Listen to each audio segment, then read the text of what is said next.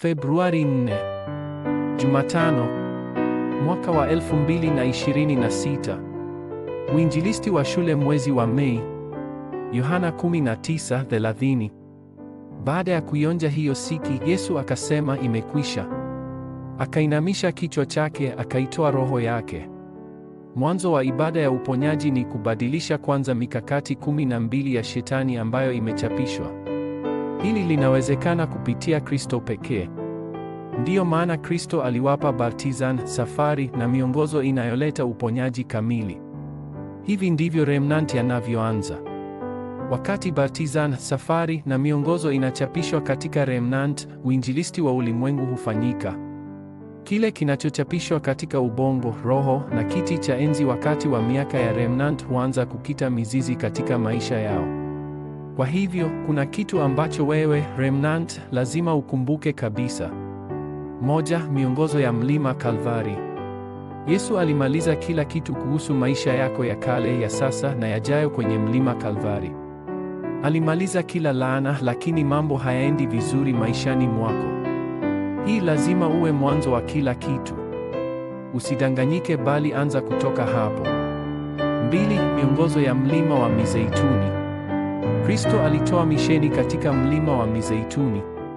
Kwa siku 40 alizungumza kuhusu kazi zinazohusiana na ufalme wa Mungu na kuelezea baraka ya kiti cha enzi.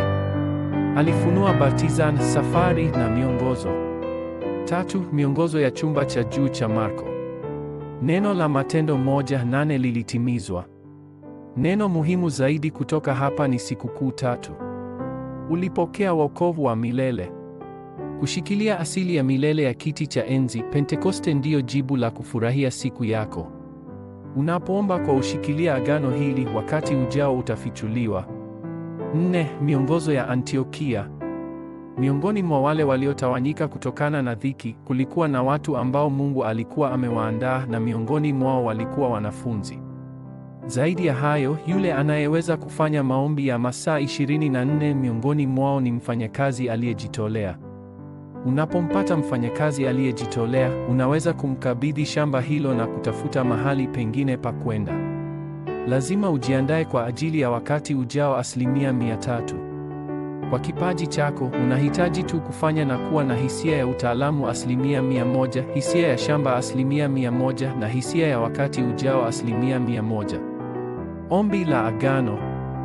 Mungu Baba, wakati huu uwe wakati ninaofurahia majibu, Bartizan yako, safari na miongozo itekelezwe, ufalme wako na kazi zake ziimarishwe, na nguvu zote za giza zifungwe. Tafadhali funga kila kitu kinachozuia Injili.